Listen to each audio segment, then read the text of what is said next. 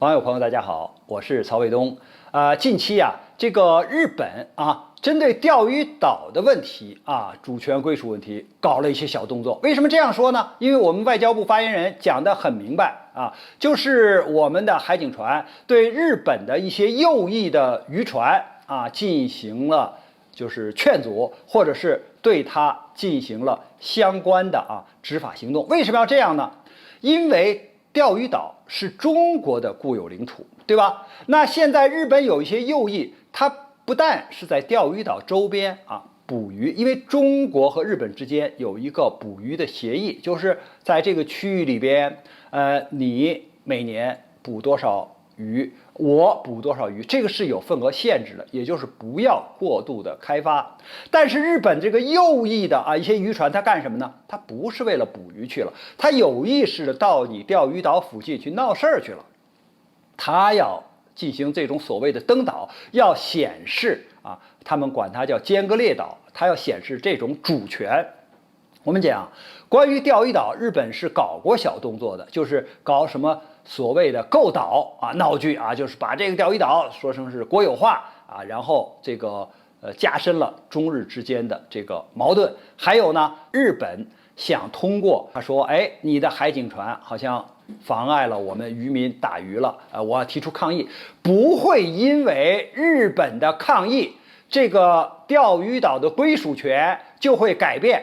不会的。就是我们新闻发言人讲的很明确，钓鱼岛是中国的固有领土，你日本抗议那是日本的事情它不会改变钓鱼岛的归属。所以我们先看就是中国海警船对日本右翼渔船的这种劝阻或者执法行为，是根据钓鱼岛是中国的固有领土而执行的。而日本的这些右翼渔船的这些人员，他们是想借机闹事儿。再有一个呢，就是日本从去年的2月份就对中国就是新的海警法，因为新的海警法赋予我们海警是可以使用武器的。那么日本呢，他也提出了抗议或者是不满。那么我们当时跟日本人在讨论这个问题的时候，实际上也说了，就是说你不能用双重标准，因为这个过去日本它的这个在钓鱼岛附近就是巡航的这些船呢，是属于日本保安厅的，它上面是加装了武器的。那我们当时就是像执法的队伍只有高压水龙头，没有武器。那既然日本有武器，那我们也要装上武器。那么你装上了武器，你不给他开火的权利，那这个是武器形同虚设呀。所以我们说，根据你们其他国家，就是我们周边，比如说越南的海警，它也有武器装备，它也可以开火。那日本的海上保安厅，它的船上有武器，那它可以开火。那为什么中国人的海警不可以开火呢？所以我们讲得很明确，那就是你们可以这样做，我们中国人也可以这样做，你们在先，我们在后，这是对等的这是相应的这种权利。所以我们关于这个问题呢，就是尽管你日本提出来抗议，但是你一是不能改变钓鱼岛的这个归属主权，第二，你的抗议是毫无道理的因为你这是一种双重标准。那么还有一个现象是什么呢？就是他讲了，就是俄罗斯的军舰在钓鱼岛的毗连区出现，有一艘军舰还进入了毗连区，并且他说中国的护卫舰也在之后进入了毗连区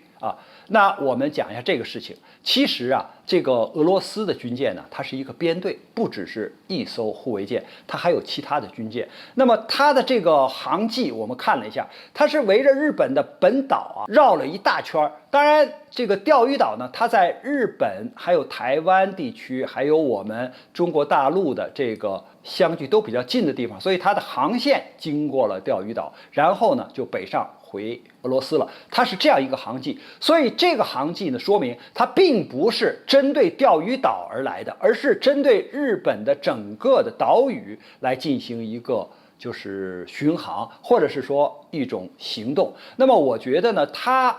的这个意图有很明显的是在警告日本，因为日本在俄乌冲突爆发以后，紧随美国啊，就是制裁俄罗斯，或者是攻击俄罗斯、打压俄罗斯。那俄罗斯当然不满了，所以他在太平洋方向啊，还是要显示啊，就是俄罗斯的这种太平洋舰队的这个军力的存在，所以绕日本的本岛环行了。那它经过我们钓鱼岛的时候，进入了毗连区。什么叫毗连区呢？因为从领海基线开始算，往海的方向推12海里，这叫领海。领海的上空是领空，这个呢一般不经过人家的允许，军用的船只、飞机是不能进入的啊。那么毗连区呢则不然，毗连区呢就是不管这个岛屿是谁的，你没有主权啊，这个其他国家的军舰是可以无害通过的。所以俄罗斯呢，其中有一艘护卫舰是进入了毗连区，也就是12海里以外，但是呢又在24海里以内这个范围里边啊，经过了钓鱼岛。它并没有进行这种有害的航行，就比如说搞侦察行动，或者把这个火炮导弹对着你这个岛上，它没有这样的危险行动，所以它还是一种无害的通过。日本说呀，这个中国的护卫舰很快就出现了，是不是去监视这个俄罗斯的军舰去了呢？他是给了这么一种说法，但是我可以回答，不是的。因为对中国而言，钓鱼岛是中国的固有领土，它的12海里，我们的军舰是可以进去的。我们在毗连区里边经过，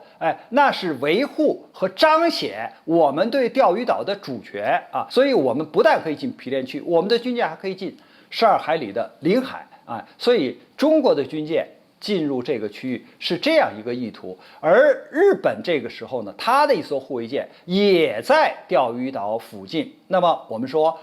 中国的军舰不但可能在观察俄罗斯的军舰在干什么，也在观察日本的军舰干什么啊？你是不是想把这个军事力量靠到钓鱼岛上去啊？你是不是想把你的军力放到这儿来显示你的军力的这种存在啊？因为你仅仅靠日本海上保安厅，他要是说去跟这个俄罗斯的军舰和中国的这个军舰去对抗的话，那显然他不是对手。所以是不是这个时候日本海上自卫队的军舰跑来帮忙来了？所以我讲呢，中国的护卫舰可能还有维护和彰显自己对钓鱼岛主权这种意味在里边。所以我们讲日本说的就是中国它的护卫舰在俄罗斯的护卫舰出现以后，马上